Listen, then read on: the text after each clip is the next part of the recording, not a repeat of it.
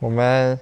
第3个环节，我们来聊一些微神 V 的作品。好，首先我想请你用3个词来形容一下你觉得微神 V 的音乐概念。我觉得大多数人听到我们的歌的话，第一个想到的是宏大。我们以前的主打歌真的是都做的是非常宏大，会运用到非常多管弦乐队的这样的元素在里头去呈现，比如说像天选之城Turn Back Time，然后还有到后面的 Oh My Youth，这个那个遗憾效应，这些歌都会有一个宏大的感觉在里头。然后还有一个是性感。这个性感其实就像我们有一首歌叫 Love Talk， 这首歌其实也是那种很古早的 R&B 风格的歌曲，但是它里面歌词也好，然后还有很多一些 timeline 的走向，其实我就觉得在结合我们的舞台表演是非常性感的。然后还有月之谜，这首歌也是很性感的。月之谜在我们的演唱会里面也会有演出，到时候你明天看了就知道了。是会有改编吗？还是有一点改编，我们把它改编成一个 Tango 的版本，就是它整个歌曲的氛围会变得像是在跳 Tango 一样的，然后我们动作有一点点的改变， Tango 元素，对 Tango 的改变，原本不是那样的，但我们在演唱会为了这个编曲特别去改一些动作。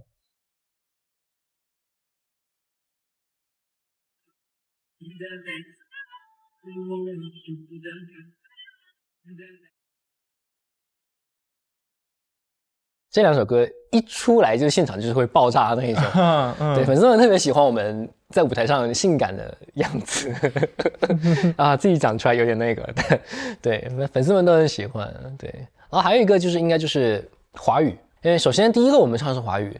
再一个就是我们其实有很多的歌是有非常经典的华语的感觉在里头的，比如说像Popping Love 心动预告，然后还有我们的一些抒情歌，天空海啊，心之所向啊，这些抒情歌其实一听就觉得啊，好像在看以前的那种电视剧里面的 OST 一样的感觉。对，包括这一次我们新专辑里面有一首歌就叫那个我之后的你，最后一首对 Love After Me， 那首歌也是有一种很浓厚的 OST 的感觉在里头。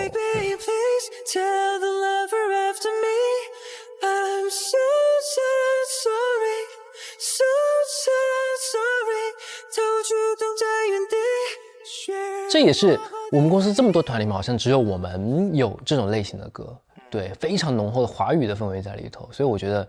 华语这个词真的也挺能代表我们团队的，对，而且很有是画面感的那种，没错，感觉。然后我们就简单的先挑几首来聊一聊。第一首就是 Take Off， 就是你们第1张迷你专辑，没错，主打歌。那时候你们大概的风格的定位是什么？那个时候其实我感觉公司有给我们设定一个世界观，我们好像是反正地球人突然要去到月球上面，然后去发现什么新的事物，然后我们在月球上面又被谁抓起来了，关到监狱里面去了，然后我们又从监狱里面逃出来，然后又到了发现了一个新的一个我们的秘密空间，在里面狂欢。这是几张专辑连续下来的。没错，他们好像有刻意的想去做这样的一个故事线，然后所以我觉得 Take Off 就是真的就像我们的开始，我们像一架飞机一样的，我们要起飞了。副歌怎么说？它的编舞其实也是像我们像飞机一样，有很多那种翅膀的一样的感觉的这样的类型的编舞在里头，所以这个搭配的舞台来看的话，也是效果非常好。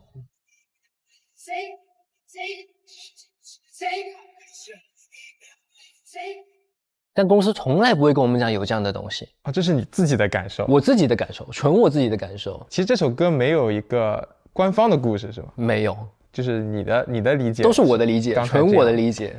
我的感受就是你们是一群探险者，你们在追逐一些不明的飞行生物。因为刚开始的时候歌里会有很多的神秘的，有一些机械的音效。对，还有很多是我觉得像可能是蝙蝠那些扑腾翅膀啊，然后很多有叫声，对这些音效，我觉得有一点点其实还是惊悚元素在里面。对。像神秘的不存在的信号，在雷达上划过一道燃烧。然后你们呢？我的感受是探险者，因为你刚才说到机械嘛，然后说到像你说的在建造一个东西，然后起飞，我觉得你们在追逐它。这是你们制造了一个可能飞行器，然后去探索，去追逐这些不明的生物，这是我的感受。说实话，这首歌它是先有的这首歌的 demo， 然后它的歌词的内容，包括 MV 内容都是后来才去创作的嘛。所以它原本的，你像你刚才听到那些的小的那些元素，其实它原本的 demo 里面就有的东西。对，所以我也觉得这也是很妙的一点，就是因为这首歌的制作人叫 Mike Daly。然后他也不用给我们创作非常多的歌曲，从我们的出道歌 Regular 开始，然后到这个 Take Off， 然后到后面的刚才讲的月之谜，我发现他的编曲技巧就是会加入很多这样的小小的这种 FX 这种的音效，很多比如说有那种什么老式的那种收音机弹出来那个叮那个声音，然后还有就像你刚才讲的有些机械感的一些音效，有些那种什么东西飞机飞过的音效，对对对，这原本就是他自己在创作这首歌的时候他就已经在 demo 里。只相信最有音质的录盘。We are there ready for take off, take off， 就像天我就会 take off。We are there ready。在这首歌里面，你最喜欢的段落是什么？这首歌我其实最喜欢 dance break， 就是那个有吉他进来，对，很 rock 的那个地方。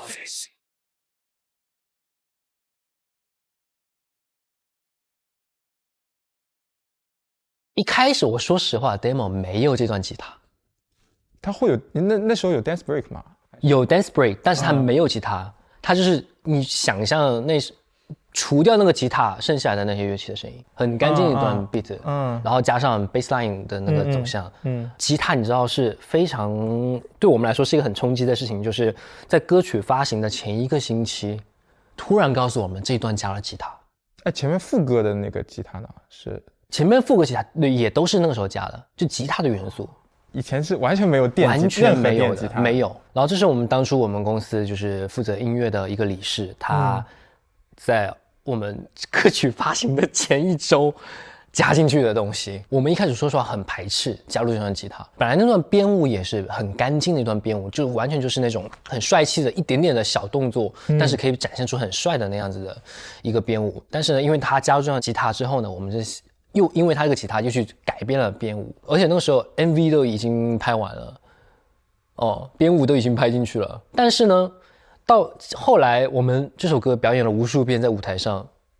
哇，真的觉得这段吉他真的加得好。因为他也是以前那位理事，他也是制作了非常多我们公司的名曲，什么 Sorry Sorry 啊，对，什么就是那种我们公司很经典的名曲都是他的歌曲。他自己也是看过非常多的舞台，看过非常多的现场表演。他认为加入这个吉他元素的话，可以在现场的表演的时候，可以让这个氛围更炸一些。这也是你前面说的那种感觉嘛。对，我其实最喜欢的是副歌，我觉得他副歌做得很轻巧，因为他前面的时候其实还是比较偏就 trap， 就是偏重的感觉。副歌他所有的音色都是那种漂浮感，对，漂浮的，我就感觉浮在了空中。然后呢，突然一个电吉他进来，我感觉我冲破了云霄，没错，带着起飞了那种质感。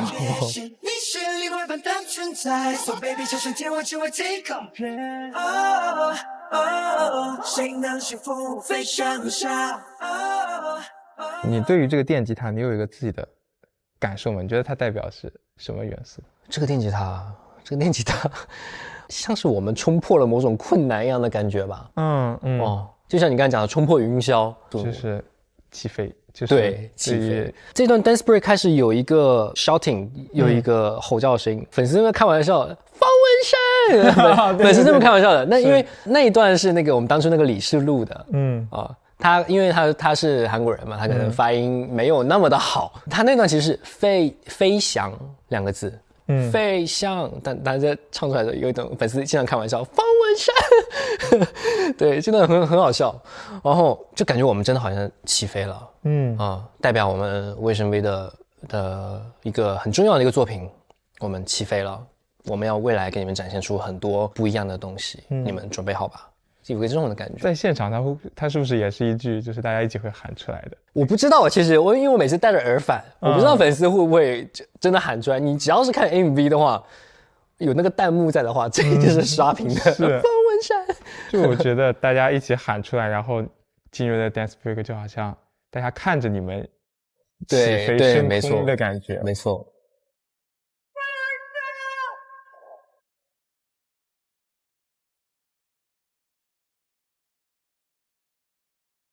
那你觉得这首歌里最能代表威神 V 的特色的元素是什么？哇，这首歌里头啊，我觉得也是 Dance Break。从这首歌开始，好像 Dance Break 里面加电吉他就成了我们威神 V 一个代表性的东西一样的感觉。到后面的那个 Moonwalk 天选之城这首歌，也是 Dance Break 里面来了一段电吉他。是的，对，就我感觉好像这个就成了我们一个代表性的一个东西。我们正好顺着这个前面说电吉他这个概念，我们就可以聊聊第二首歌，天选之城。我觉得就像你前面说的，我觉得它是威神 V 的宏大的这个风格的最极致的一个体现了。没错，你讲这个故事之前，我其实会有一个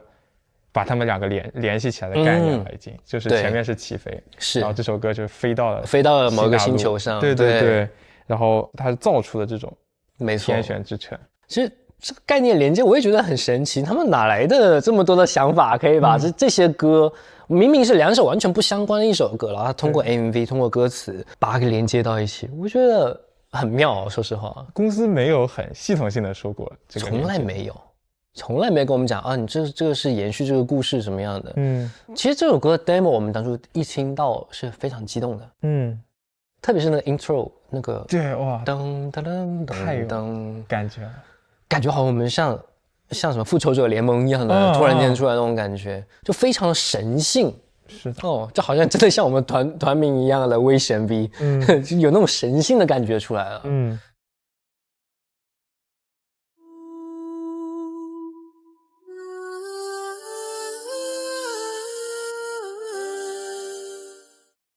但他其实一开始他的 demo 是没有开头的那一段的 dance break，因为听这首歌的话，噔噔噔噔噔噔噔噔噔，然后突然跳舞了，又突然开始来一段 beat 开始跳舞了。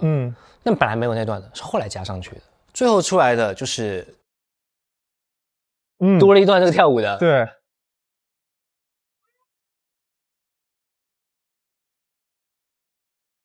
其实这一段啊，我就纯从听歌的角度，我的感受就是这一段它像是一个无人机或者穿越机，哇，刷了，对，绕个大圈，对，然后刷过了这个，比如说天选之城的城市屋，然后停在你们的脸上啊，对，它最后聚焦到一个，其实刚开始的 beat 是第一个 part 是我，对，飞速的停在你面前，然后对展开的这种感觉，我觉得真的，我觉得这段其实我们的成员一开始也是很抗拒的，为什么突然加这一段？为什么不理解公司的做法？然后后面就慢慢的就习惯了，就好像就一开始这样突然来一段 dance break 好像也不错，然后再加上第一段 verse 有那个比较失真一点的那个弦乐，对，然后那个弦乐也是我当初一听我就觉得哇，好不一样的感觉，从来没有听过这样子的弦乐可以用这样的呈现方式。然后我们当初成员真的非常喜欢这首歌。当你说那时光停止了光芒，行走于水面上，让波浪荡漾。然后还有一个我觉得这首歌我非常好奇的点，就是我记得你在最开始的时候提到说你也在尝试怎么去打破所谓的传统结构，是，然后这首歌我就感觉它好像有点打破了，就是它的衔接很流畅，它其实每个 bar 之间比较短，没错，它的 free cross 其实也就比别人比别的歌短10秒都没有，对，然后一下进到副歌，而且其实副歌结束的也很快，副歌也很短，对，也很短。但我觉得感觉我的感受，我感觉很可惜的一点是，我们现在听到的歌越来越短了。我们现在听到的歌可能就3分钟出头一点，就是我觉得比较可惜一点的地方。像我们早期的歌可能4分多钟啊，到5分钟的都有，6分钟的都有。感觉现在在这个很快节奏的这个时代里面，就大家可能听歌，可能听到前面一段，然后觉得没有什么特别的就不想听了，所以感觉好像现在音乐就做的很快节奏，就好像我一开始我就要吸睛，就感觉到那个他这首歌的精华的感觉。我觉得其实挺可惜的。自从我们从什么时候开始？从 Give Me That 开始，我们的歌真的就差不多就是3分出头了。对，前期就是更长一点。对，前期会更长一点。我们甚至，我跟你讲，我们那个威神 V 在没有出道的时候，我们有一首歌是5分钟的，但那首歌后面就完全没用到。它的风格有点类似于 XO 的妈妈，也是很宏大的，对，全程弦乐铺的，完全靠旋律跟氛围去传下去。没错，就也没有什么 beat switch 那种的。没有，它就是很传统的我们平时听到的那种舞曲。那首歌有5分钟，我印象特别深刻，但最后还是没有用上那首歌。我真的觉得，就是到天选之城这个阶段，这个氛围真的可以做得很长，因为它太大，而且这首歌我觉得前面是说感觉每个 bar 很短嘛，但这首歌其实不短，是不是因为填充了 intro 跟 dance break？ 应该我觉得是吧，特别是 intro 本来是没有的，然后 dance break 其实原本是有。说到 dance break 就还是得提到那个电吉他嘛，其实在上一首歌 Take Off 里面，我觉得这个电吉他它前面还是会出现的，就是那个副歌里面已经有这个元素了。其实我并没有这么意外，但是到天选之城我第一次听的时候，我满脑子都是为什么，就是为什么这里有段电吉他。但这里面有个很 TMI 的东西，就是因为当初 Take Off 它这个电吉他是突然加上去的，所以呢我们在第2首歌超时空回这首歌那时候 Moonshine 这2位制作人他们已经预想到了我们会在 Dance Break 里面加电吉他，他们所以在最初的 demo 里面已经加好了电吉他了，但是呢不够强烈，然后到最后我们呈现的版本就是又加了更强烈的电吉他，对，然后就感觉好像这个 Dance Break 就变成了我们的一个特色一样的感觉。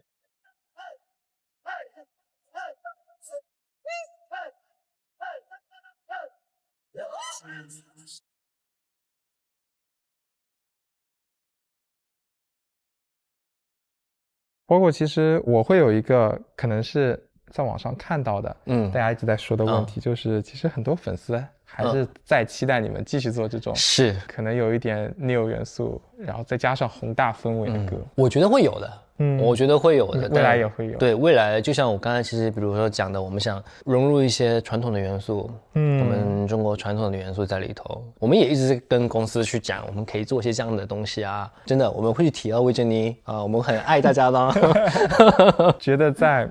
比如这条路上的后面的发展那个点是什么？说实话，你如果出歌一直出像以前那样子宏大的话，其实出多了也会听觉疲劳，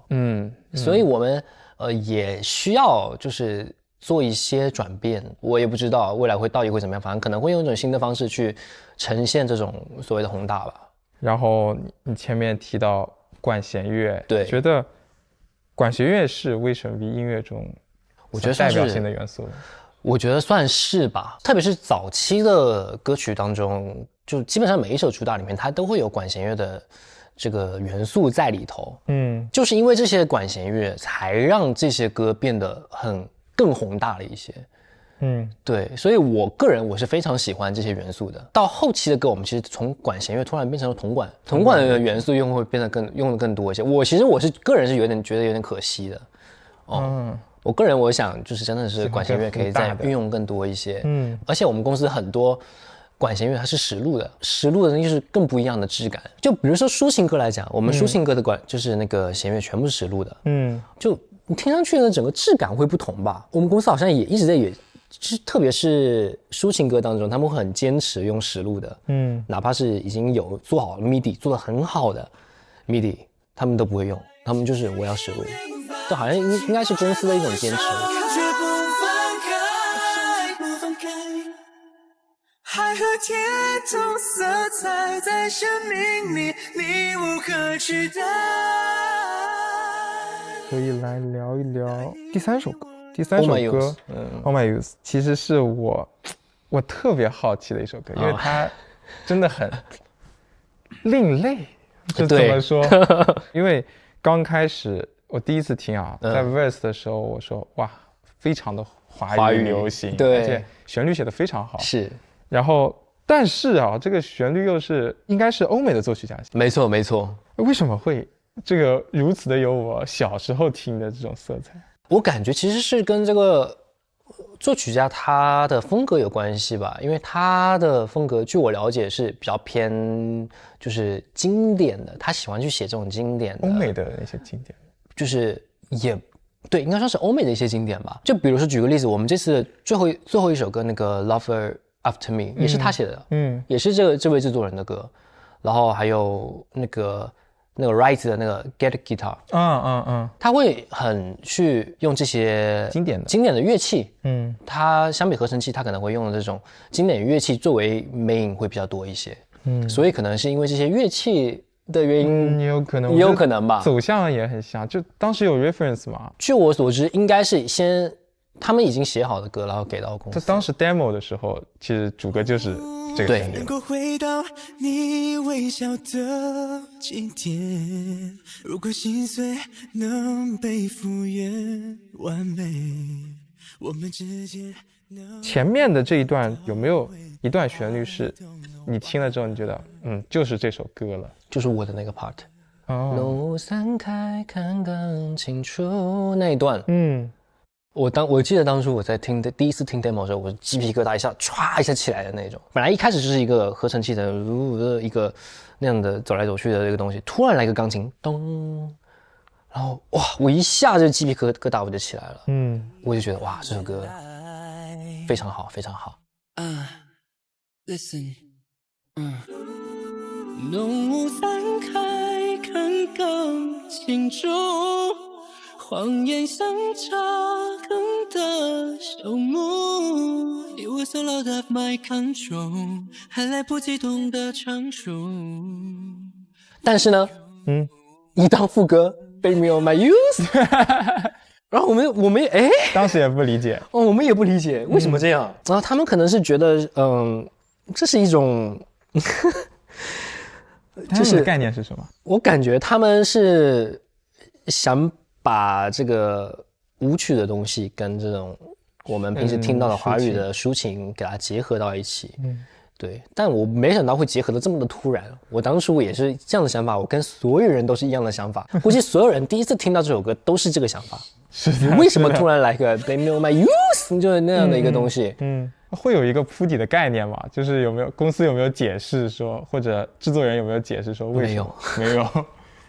没有，靠自己理解，哪怕靠自己去适应。哪怕你们录音的时候也是完全靠自己去理解这种情绪的变化。没错。那你的理解是什么？你觉得我不理解？我说实话，我不理解。对，因为真的前面的旋律太好了，也不是说后面旋律不好啊，就是感觉但其实听上去感觉挺新奇的，你不觉得吗？是，很新奇啊，这个东西就是一般人没做的东西，我们做了，这种感觉。这是真的。对啊，这是真的。所以我觉得挺有意思的。但可能就是我是听歌的角度吧，我觉得带入你的角度应该会，就这个副歌怎么唱呢？我该一种什么样的情绪去表演这个副歌？是，没错。但是我们其实当初开那个 demo 会议的时候，到这个会议快结束的时候，我们有个成员杨洋，他突然说一句：“来，3、2、1，你们说你们这首歌记住了什么？”所有人都是 Blame me on my youth， 都只记住了这一个。这是最就是激动，就是最让人有记忆点的一个东西。然后，所以我们那个时候 ，OK， 就他了。Blame it on my youth， you can blame it on that。Blame it on my youth， 留下遗憾 past life。这首歌其实还是非常宏大的，它特别是到第3段的副歌的时候，所有的弦乐进来之后，整个氛围一下唰起来了，也是有点像天选之城的那种感觉。但是原本没有这些东西的。原本它就是一个比较偏平淡一点的一个副歌，就是你听到的第1段的那个副歌，它有做一些弦乐，但它用的是 MIDI， 然后用的是那种 synth 的 string， synth string， 然后所以呢，我那个时候我们在那个开这个 demo 的会议的时候，我就听了这一段，怎么这么无聊？就是因为这个旋律是好的，但编曲的话。我感觉可以再多一些花样，因为我听他那个synth string 就是真的就是当做 pad 在底下，就是然后换一个和弦，然后再换一个和弦，没有任何的一些花样的东西在里头。那既然这首歌你是描述青春肯定是有很多那种很激情的东西，或者是带有遗憾的东西。青春也是在人的这一生当中很重要的一个阶段嘛。那既然是有这么一个重要的阶段，那你为什么不去把这段给它做的再凸显出来一些，再大一些呢？找了一位专门写这种弦乐的一位作曲家，然后去写了这后面这一段大段的弦乐，让它这个整个听感变得更是，我觉得一面是从前面延续下来的传统嘛，算是弦乐的这种传统，然后另一面是会让这个氛围变得更，甚至它更真实，就是它更像那种你说遗憾可能是回忆的质感，对，这可能是合成器给不了的东西。对，怒色开看更清楚，谎言像炸割的胸部。其实我刚才有听这首歌，包括准备这首歌的可能我的想法的时候，不管是看网上的解析还是我自己的想法，我都会觉得背后会有一个概念，就是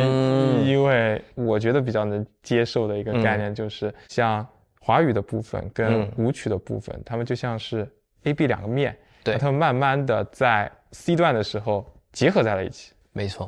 我觉得有这个感觉的。我自己听感上面，就是你一开始你觉得这个 Blame It On My You 是一个很割裂的一个东西，然后到第二段的副歌的时候，突然有拨弦的弦乐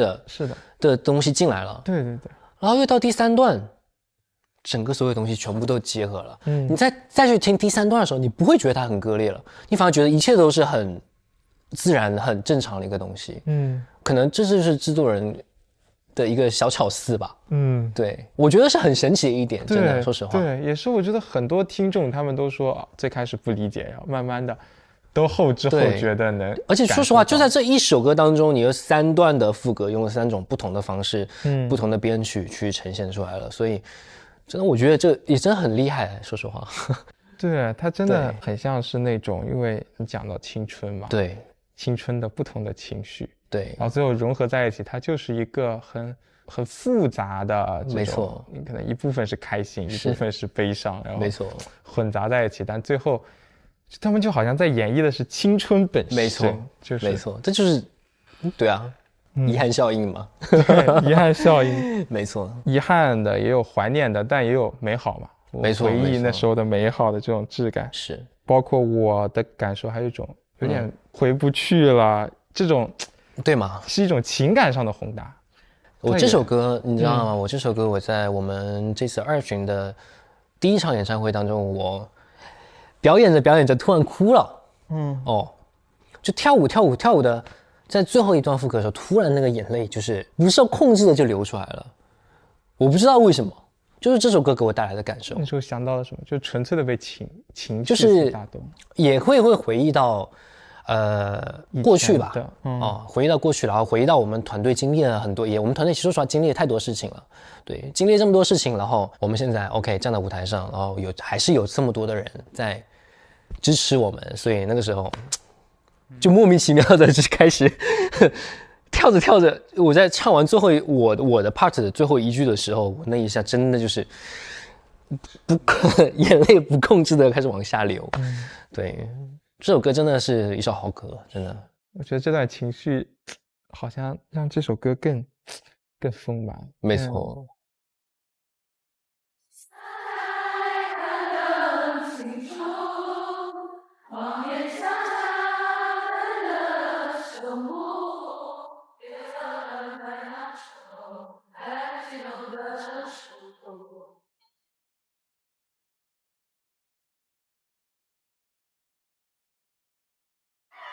Blame it on that, blame it on you. 哎，你身边也陪着我，想不去的想法。I hear you walk right, got me at two. Blame it on you. You can blame it on, you can blame it on, you can blame it on that, you can blame it on you.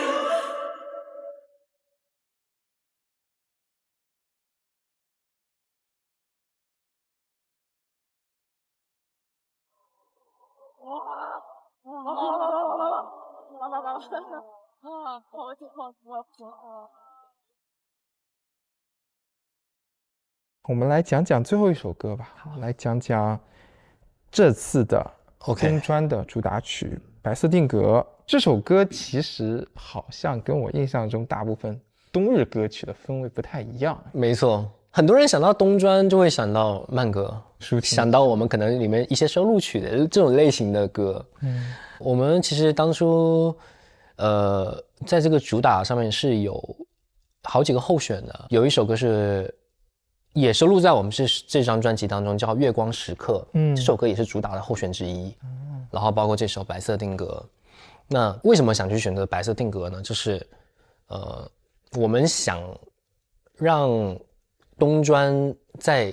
easy listening 一点，这个副歌可以让大众更去接受一些，感受到我们是真的是华语组合的这种感觉。然后我们选了这首歌，也是想告诉大家，这个冬天有我们在，会很温暖这样的一个感觉吧。是的，而且其实开场的时候是萨克斯的 riff 跟 old school 的那种很 old school 的鼓组，然后这些元素就好像是 Big Bang 那个 Big Bang 里面是延续下来的，对，是吧？但我感觉应该不是刻意去做的延续，这其实就是一个巧合。对我来讲的话，我给它的形容词是热情，是我能感受到你们的那种热情。对，我是看到这个歌名嘛，他说定格，我觉得好像是定格下来你们最热情的那一刻的，没错，感觉。Let go with a shot of that， 像为白色季节画面，放任线快得看不见 ，I call it perfect。我还有感受在编曲里面的话，一个是中间那个合成器的 lead， 它非常的 G-funk， 非常的有那种老的 old school 的 hip hop 的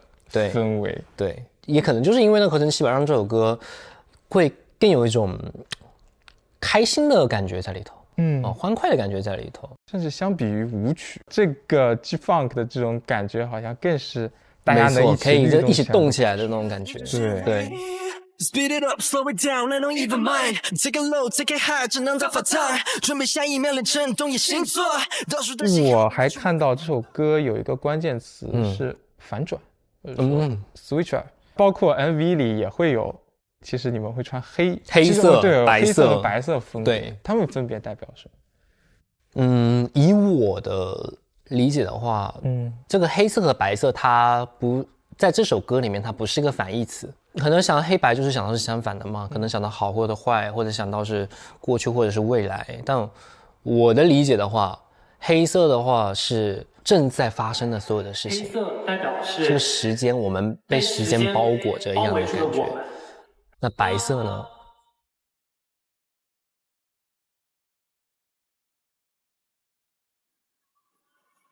等一下，OK。然后呢，白色就是代表着我们会是你们对我们的闪光灯，我们定格下来的这个美好的瞬间就是白色的。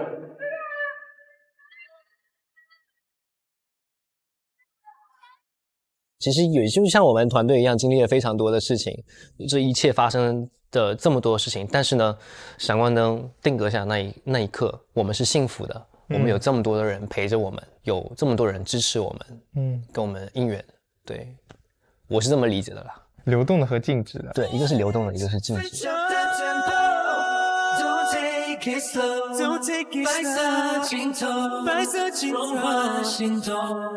Switch up the tempo， Don't take it slow， I love it so。Come on，Let's go。白色定格，我还有一个问题是，整张专辑里面，如果再选一首歌推荐给大家听的话，你会选什么？我这边我昨天想了一个，月光时刻吧，就刚才说的，对。的另外一首主打的候选，因为这首歌怎么说呢？是我们当初在做这个 demo 会议的时候，我们已经所有的成员一致投票，我们要让这首歌来当主打歌的时候，大家都对这首歌是非常喜爱的。那为什么又突然就换成了白色定格呢？可能就是因为我们大家又仔细重新听了一下，还是觉得这首可能更偏华语一些。更适合一些，是市场上的考量吗？就是你前面说的，我觉得是有吧，我觉得是有的。但《月光时刻》这首歌其实又非常能代表我们威神飞风格的一首歌，是因为这首歌首先它的制作人是 London Noise，是我们之前那个 Love Talk 的作曲家，然后还有另外是 Adrian， 他们这3位给我们写的，为我们量身打造了这首歌《月光时刻》。安静了世界所有独白 Holding your hand in mine 让这时刻延长因为 Love Talk 就是他们3个写的这首歌他们是想做成我们的 Love Talk 的2代的这种感觉所以以前的那种很经典的那种 R&B 的那种感觉然后去写了这首歌我个人是真的是非常喜欢这首歌而且我觉得音乐性也有对音乐性非常强里头对你包括你看 Bridge 的那个地方它那个和声的走向我真的是我觉得太厉害了第一次听到这首歌我最喜欢的就是那个 bridge 那个部分然后刚好也是我的 part 感觉经常能在 bridge 听到你我不知道为什么好像公司喜欢把我放在 bridge 的第一句的感觉那也挺好的就是对这大家粉丝们应该也挺喜欢的Always here with you Always come to送月光下礼物最后来问一些关于你的问题吧。好。你觉得从出道到现在，你觉得你最大的变化是什么？你又一直没有变的又是什么？最大的变化，会的东西越来越多了。感觉我一直在很努力的想去提升自己的全能性。但都是我的兴趣说实话我没有一项东西是强制我自己去做的都是我喜欢这个东西那我去要把它越做越好的兴趣导向兴趣然后呢我不会让它给我就是变成一种压力就导致了现在就是我什么你看作曲编曲然后拍摄 vlog 然后还有什么魔术还有跳伞还有什么的这七七八八的东西都是我自己真的很想去做的然后这么多年这样积攒下来我已经会了这么多的东西了我觉得很神奇这也是成长嘛那你觉得当它变成某种工作或者任务的时候你怎么保持这种兴趣呢比如说可能要求你做一首歌或要求你做一个视频那种时候说实话就靠意志力去坚持了对因为我目前来讲的话是没有过这样的情况了目前来讲的话就是包括拍摄 vlog 剪辑说实话现在全部用的是我休息的时间在做了嘛所以呢会导致我可能休息时间会缩短非常的多而且平时真正休息的时间就没了这个真的和我很像因为我刚才说我感觉跟你很像的点就是你会因为做自己喜欢的事情而不需要休息对不需要你觉得这本身就是一种充电对就比如说我在做这件事情的时候我真的我饭都不会想吃的我是这种一个状态特别是在写歌的时候一天下来我真的对饭一点欲望都没有我感觉我吃饭是在浪费时间是这种感觉是的但我真的我挺享受这种状态的因为毕竟现在都是我自己喜欢做的事情说实话这个世界上有谁能真的做那么多自己喜欢的事情而且自己喜欢的事情又可以融入到我的工作当中对这是非常对我来说是一个非常幸运的一件事情是的你觉得一直没有变的是什么没有变的还是可能对作品的坚持吧可能对自己的要求因为我比如说唱歌跳舞我说实话我不会去跟别人比我永远都是跟自己比比如说这一场巡演我从第一场到最后一场那我对这个舞台会有什么样的一个进步我都会去跟自己比所以这一点我感觉是我一直没有变的东西吧这样反而这样会减少很多内耗因为别人肯定会有比我做得好的人对那你跟自己比的话你就可以看到你自己的一步步的成长说到这个点的话就是你是一个完美主义就是你对于自己的作品没错特别是做音乐的时候完全是我不想留遗憾对我一定要把这首歌就做到我心中的100分你会因为这个而去付出可能就是成倍的努力没错就是为了这么一个点是就像刚才我跟你讲的那些混音方面的东西，那么很小的一个细节，一个比如说那个副歌开始前面有个很小的一个贝斯的滑音，这混音师他其实他根本发现不了的东西，他当初就是在 Pro Tools 里面就直接剪掉了那一段，因为他前面看上去音频上面看上去其实是空白的。它得放大才能。你得放很大，你可以发现里面有个很小的一个滑音。然后我在听第一个给我的混音的时候，我就没听到那个东西，我马上我就跟说，我说实话 ，First Time 的这首歌的，我写了差不多2页的修改意见，全部都是一些很小的细节。哎，说到这个点，你跟混音师、跟别的制作人沟通的时候，你是一个很严苛的状态吗？要求很高的状态？我会以一种很温柔的方式去要求，但是呢，你必须得给我做到。我会以这样的方式，但是婉转的去说，我是很婉转的说，但到最终出来的，我必须要做到这个事情。因为 demo 我也是花了非常多的时间，我自己去混音的嘛。所以有很多细节方面的东西，我想去表达出来，但结果呢，可能给了公司的混音师，他们不一定知道这些东西，所以我一定要告诉他们，你帮我把这些东西，我也想表达出来。对你来说，一首歌应该你会听很久吧？就是我会听很久，一遍一遍听。就是今天我写完这首歌的话，我可以就是当天我晚上我睡觉了，戴着耳机一直在循环这首歌，一直到我睡着。每天我在车上，我不管到哪里，我都戴着耳机，我在听我昨天写的这首歌。就一直反复的听，然后呢，听到了一点点的小细节，我觉得这个地方回音不行，我觉得这个地方这个 timeline 要改一下。那我当天我立马会去执行。天啊，我觉得这是我采访做了这么几期，第一个我觉得跟我好像的人，真的就是不管做出这个东西，就是不断的去听，而且我会换着设备听。对，耳机听完了，用车载音响听，车载音响听完用电脑听，就是各种大众会用到的设备。是，对，很好玩。对，真的要做到。我挑不出那个毛病来，我才会满意。最后一个问题是，我有看到你之前有说一个新年愿望，你希望自己写的歌能被收录到威神 V 的专辑里面。是。那么现在恭喜实现了这个愿望，那么也是快要新年了，也是快要你的生日的时候，你有什么新的愿望吗？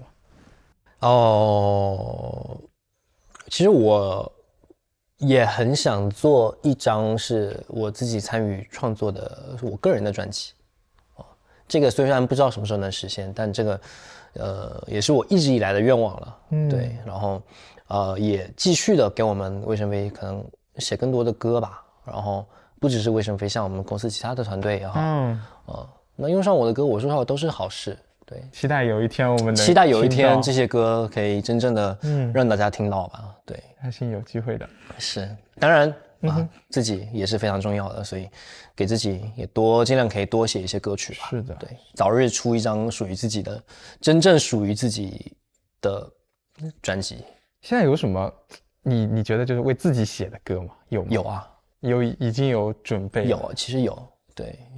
但不多，因为我大多数还是想着团队的方向去写的，因为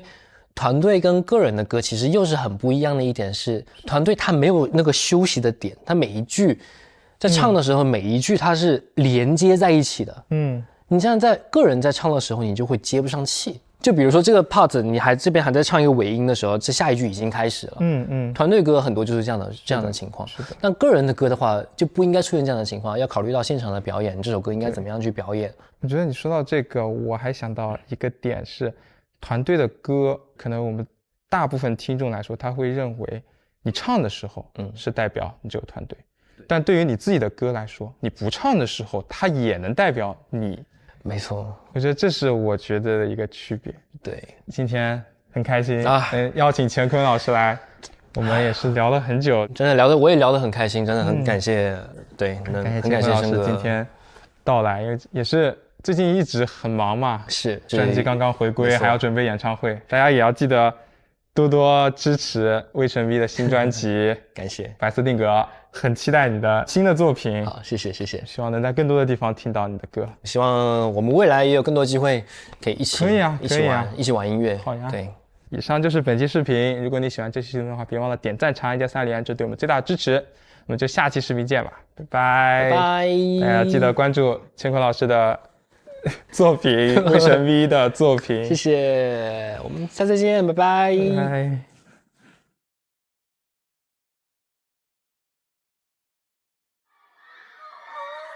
真的很舍不得我们的2巡这样这么的结束了，然后呢，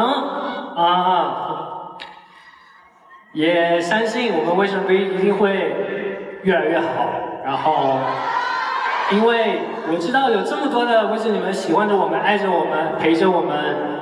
和我们一起共同成长，没有离开我们，我们也一定会做到最好。相信我们，好吗？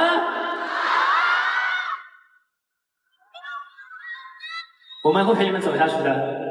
我是谢坤，我爱你们，谢谢。